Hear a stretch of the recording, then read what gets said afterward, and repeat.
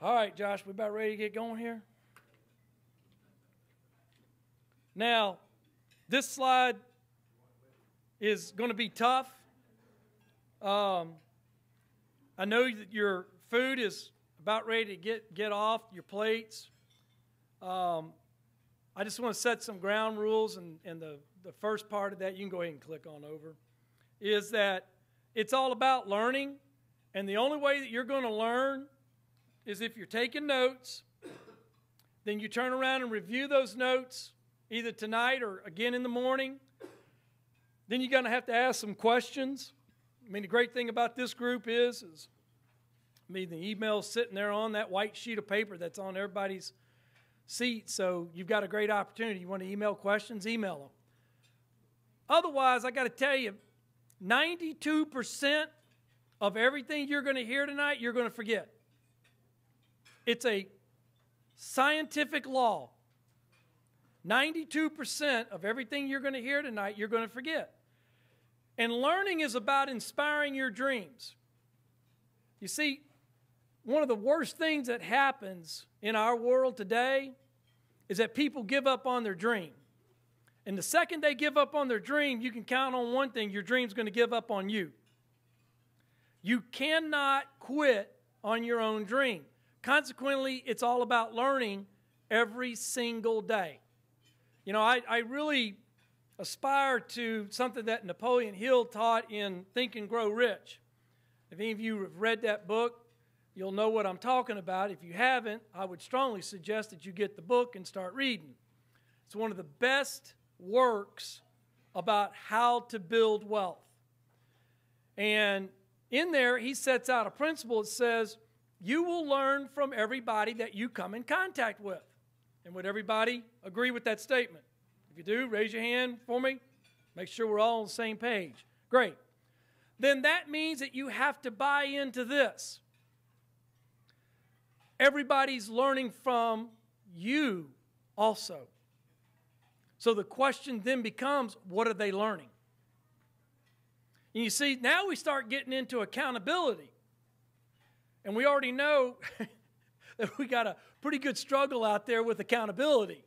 So this is where the rub starts coming in. If you know and believe that you can learn from everybody, then you've got to look in the mirror and understand they're learning from you. And guys, you've got to start asking yourself, what are people learning from you? You've got two opportunities to learn. You can either learn from the experience of everybody else, or you can go pay the price. The price is real high. I've tried it. I've done it. Looked at bankruptcy in the face from trying to do it. Went ahead and recovered from it. It's not a pretty picture. You know, particularly younger people, they tend to believe that, you know, when I was younger, and, you know, we're smart enough and we can go do it all on our own. I got to tell you, once I figured out that reading good books could teach me everything that everybody had already done, everything that you need to know about has already been written. The only thing that gets written in new books is just somebody's personal take on the same information. There's not any new information. It's not like technology that's changing every 30 days. Those basic principles, guys, have been around for 2,000 plus years. It's just, are you going to buy into it? Are you going to read it? And are you going to make it a part of your life? I want to leave you with this last thought about learning. Basically, you'll have a $35 real good shower tonight if you don't take anything away and jot it down. What does that mean? Well, it's kind of like motivation, I usually say. We can spend some time and get real good and motivated, but it's just like a good shower. 2 hours later, you're dirty again because you're over that motivation and you're off and moving. You got to go back into the war. Write down some stuff. I'm going to be telling you stuff to write down during the night. Email me. Ask questions. You can't get a more open opportunity. I want to share with you something that Rich DeVos, I tell you what, it's so hard to stand here. Man, I'm used to having 94 feet to run around in, you know. Good time of the year with the Final Four going on, too. But I want to share with you something that Rich DeVos shared with me about 15 years ago. There's 4 stages in life. The first one is a build and create stage. You want to make sure you stay in that stage. A lot of people confuse that with growth. Sometimes growth's not right. Build and create is completely different. Stay in the build and create stage. But what happens is people get into the build and create stage, and then they get tired and they move into what we call management. And everybody likes being king once. They put their feet up on the big mahogany desk. They overlook the Indian River. You know, if you go over to Bernie's, man, he's got one of them corner offices. He makes everybody else look out over the Indian River. He's got his back to it. That's how he takes you, because the glare is so big and bad, you know, he negotiates you to death while you're sitting there blinded looking at him. And but everybody loves to manage. They love to be king. The problem with being king is you're no longer in the trenches. And you will move into, and listen to what Rich is saying right here, because it starts to get really, really crystal clear. You're going to move into the stage called the defender of no growth. When you get into the defender of no growth, you're getting real close to the tail end. Start looking at your communities, looking at your organizations, look at your government. Because as a defender of no growth, you'll move into stage 4. And stage 4 is the blame stage. When you start blaming others for the reason why you can't be successful and why you can't grow, you're real close to being done. So understand that that's a philosophy. It comes from what I would call singly probably the best businessman in our country. Very unknown, but I got to tell you, he is as sharp as they come and as principled as anybody as you will ever meet. So let's start by defining success. We got to start with a base of some place if we're going to try to figure out where we're going to go with this. And it kind of starts by, you know what, you just got to show up first. I tell my kids all the time, hey, look, you just got to get out of bed. You got to show up. If you don't show up for practice, you got no hope of playing in the game. If you don't show up, 90% of life is just showing up. Because if you show up, you can actually be in that intersection where opportunity and preparation meet. And it's probably one of the best definitions of success, because here's what happens. I guarantee you everybody in this room can think of an opportunity that came their way that they missed. There's people that had a chance to buy Walmart stock when it was 10 cents or $1. But were they prepared to analyze that opportunity and take advantage of it? There's opportunities that come every day. You don't have to worry about opportunity. Let me tell you, opportunity will show up. Here's the thing about success. The more successful you are, the more opportunities show up. They just start coming out of nowhere. I got 3 younger brothers. One's an engineer, literally works on rocket ship engines, you know. Got another one that's a business consultant. Another one's a triple math doctorate of some sort in computer science. I mean, they're all brilliant. I mean, they got those Mensa test scores, you know, 180 plus or something in IQ. You take the combined total of all 3 of them, I out-earn them.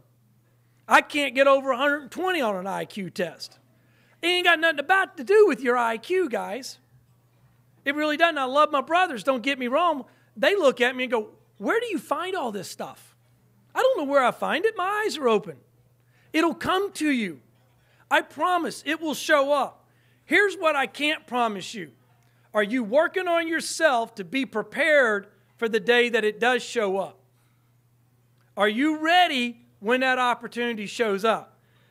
What happens for most people is it looks like hard work and it's missed. John Wooden, the coach at UCLA, who was so tremendous and by far the single best person that you could be mentored by or learn from, get his books and read them. He defines his pyramid of success as 2 base corners. One is joy, one is work. Your work's got to be your joy's got to be your work. You're intended to work. You're not intended to not work. I was sitting with Bernie this afternoon, and it was just so great because We get off and we're talking about something. Next thing you know, he's off on 2 more deals and transactions, and he's telling me about how this is doing and this is doing. And he said, it's just so fun. It's just so fun to be in the game. That's where it's at, is you got to be in that game with it. You know, so many people, they sit around and their work's not their joy's not their work, and they think being off as soon as 5 o'clock hits on Friday to get the next cold beer is joy. That's not joy. I mean, I understand it was the things of kids when we were 21, 23, and on about, whatever. That was all great and fine and dandy. But you learn real quick that you keep hooting with the Owls, you can't soar with the Eagles. The two don't match up. And my kids never like hearing it, but, they kind of get it about 9 o'clock in the morning when they've been out on Saturday night. Time to go to church. Don't care if you don't like it or not, you're going to go. You've got to read from these great books. And here's the reason why. Your mind is no different than a garden. If you put a seed in a garden, you can put a seed of poison, you can put a seed of wheat. Both are going to grow. Garden, the soil doesn't know any difference. Your brain doesn't know any difference. What you put in it is going to grow. And this is what kills so many people in cells. It kills so many people in anything they do. They start planting negative thoughts.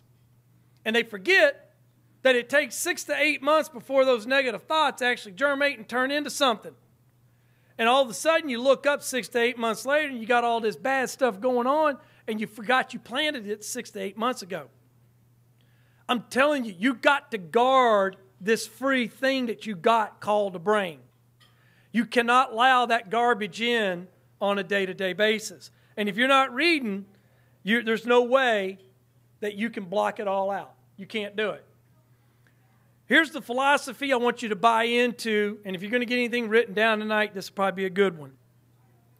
It's never about you, but it will always be up to you. It's never about you, but it's going to always be up to you. If at the end of the night you can understand that philosophy and strike the balance with it, you've had a successful evening. Ultimately, I can tell you that most people want to go earn more money. They want to have a better life, and they're always chasing dollars. This philosophy, you will start to understand that the dollars will come to you. You don't have to go to them. If you can understand this philosophy, then you can start to understand that the dollars will come. And believe me,